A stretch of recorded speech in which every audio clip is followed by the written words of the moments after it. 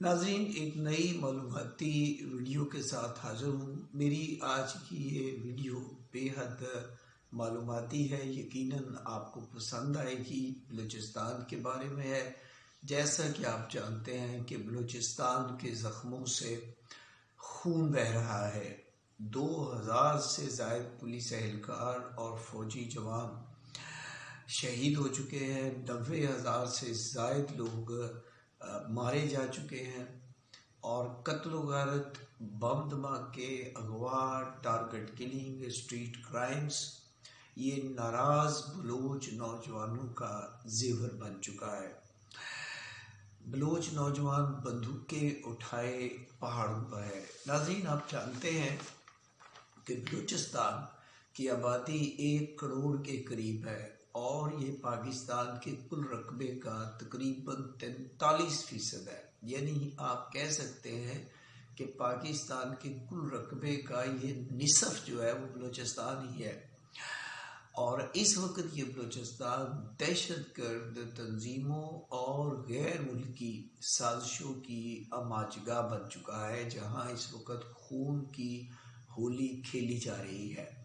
आपको याद होगा कि कायद-ए-आज़म की ज़िंदगी में ही खान ऑफ कल्लात, जिन्होंने पाकिस्तान के साथ अलहाक का ऐलान किया था, उनके अपने भाई आगा अब्दुल करीम, इन्होंने रियासत से बगावत का ऐलान किया था और अपने सैकड़ों साथियों समेत जालावान के पहाड़ों पर चढ़ गए थे और रियासत के ख़िलाफ़ बगावत करती थी। फिर ये वहाँ से जब ऑपरेशन शुरू हुआ तो फिर ये अफ़गानिस्तान चले गए, फिर वापस आए, जेल में रहे। 1958 में फिर बगावत हुई और इसके पीछे खान ऑफ कल्लात थे। फिर खान ऑफ कल्लात के ख़िलाफ़ जो है वो अस्कंदर मिर्ज़ा ने लश्कर कशी की थी और ऑपरेशन किया था। फिर 1958 में हमने देखा कि नवाब नरोज़ खान के बेटों और भतीजों को सज़ाए मौत सुनाई गई और उन्हें फांसी पर चढ़ा दिया गया। उसके बाद जनरल अयूब खान ने भी बलूच रहनुमाओं को कैद में रखा है। इसके तकरीबन 23 साल तकरीबन 47 के आज़ादी के 23 साल के बाद बलूचिस्तान को सूबे का दर्जा मिला और फिर भुट्टो के साहब के दौर में पहली जो मुंतखब असम्बली थी उसको 8-9 माह के बाद ही फारग कर दिया गया और फिर वहाँ पे ऑपरेशन हुआ जिसमें 4500 के करीब बलूच मारे गए और तकरीबन उतने ही फौजी एहलकार जो है वो शहीद हुए। भुट्टो साहब की फांसी के बाद जनरल ज़िया ने भुट्टो दुश्मनी में नेशनल अवामी पार्टी को तक़वियत दी और ये नेशनल अवामी पार्टी जो है ये बलूचिस्तान की आज़ादी चाहती थी। फिर रही सही कसर जो है वो जनरल मुशर्रफ ने पूरी कर दी। उसने ऑपरेशन में एक फ़ौजी ऑपरेशन में नवाब अकबर बुगटी को कत्ल कर दिया गया। तो अकबर बुगटी के कत्ल के बाद तो बलूच नौजवानों ने हथियार उठा लिए और कत्ल गारत का ना ख़त्म होने वाला सिलसिला चल निकला जो आज तक जारी है। मुझे याद है कि शहबाज शरीफ साहब ने अताउल्लाह मेंगल 2010 में अताउल्लाह मेंगल से कहा था कि कोयटा में तवील अरसे से पंजाबियों को मारा जा रहा है तो आप इनके कत्लेआम को रोकें। तो अताउल्लाह मेंगल ने कहा था, ये रिकॉर्ड पर है कि शहबाज अपना रोना रो रहा है और हम अपना।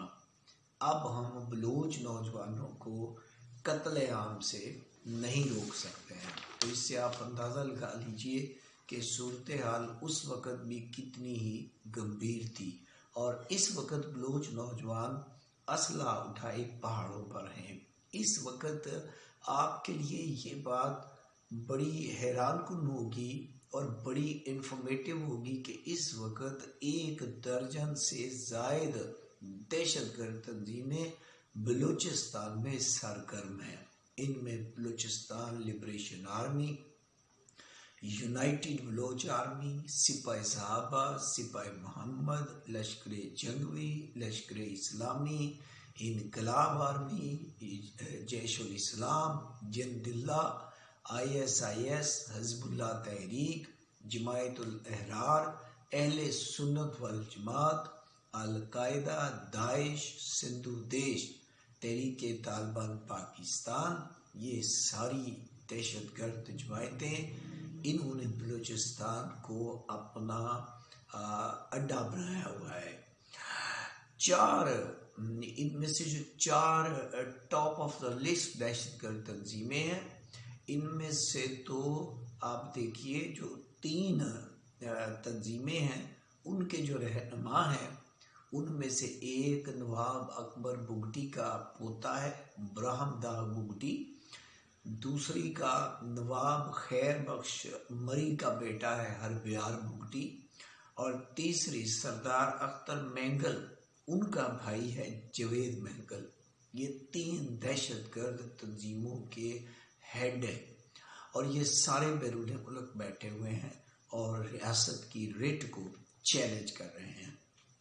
2018 میں Balochistan liberation army, BRA، BLF اور BRG، یہ 4 جماعتیں ہیں، انہوں نے آپس میں ایک اتحاد قائم کر لیا جس کا نام براس رکھا تھا، اور پھر بعد میں سندھو دیش جو تحریک ہے جو سندھ کی آزادی چاہتی ہے وہ بھی اس میں شامل ہو گئی، اور اب یہ جماعتیں جو ہیں یہ بلوچستان میں دہشت گردی میں بہت تباہی پھیلا رہی ہیں۔ اس سلسلے میں آپ بلوچ اسٹوڈنٹ آرگنائزیشن کو بھی پیچھے نہیں دیکھ سکتے، یہ بھی اس کام میں ان کے ساتھ ساتھ ہے۔ ان لوگوں نے بلوچ نوجوانوں کے ذہنوں کو گمراہ کیا ہے کہ تمہاری محرومیوں کی جو اصل وجہ ہے وہ پنجاب اور ریاست پاکستان ہے۔ خود یہ لوگ آپ دیکھیں نا، یہ نواب، یہ سردار، یہ وڈیرے، خود یہ لوگ جب سے پاکستان بنا ہے تب سے اقتدار کے مزے بھی لوٹ رہے ہیں اور ریاست کو کمزور بھی کر رہے ہیں۔ فوجی جوانوں، پولیس اہلکاروں، مزدوروں، اساتذہ، صحافیوں، جو بھی نظر آتا ہے اسے گولی سے اڑا دیتے ہیں، اور اس وقت وہاں پہ 20-30 سے زائد صحافی جو ہیں وہ مارے جا چکے ہیں۔ آپ حیران ہوں گے کہ ان دہشت گرد تنظیموں کو ایران، بھارت، عراق، اسرائیل اور امریکہ، برطانیہ کا تعاون کسی نہ کسی شکل میں حاصل رہا ہے۔ ایران، بھارت اور افغانستان، اس کی تو تاریخ گواہ ہے کہ ان لوگوں نے دہشت گردوں کو نہ صرف مالی سپورٹ دی ہے بلکہ ان کو پناہ بھی دی ہے۔ آپ کلبھوشن دیکھیے، اس کی زندہ مثال ہے۔ افغانستان سے اسلحہ اور کئی ممالک سے جو فنڈنگ ہے وہ ان کو مل رہی ہے۔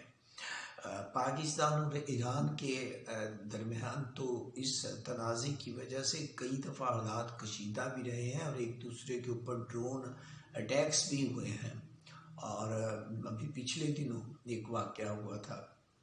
اصل وجہ یہ ہے کہ دونوں یہ سمجھتے ہیں کہ دونوں ممالک جو ہیں وہ ایک دوسرے کے جو اینٹی ریاست لوگ ہیں ان کو پناہ دیتے ہیں۔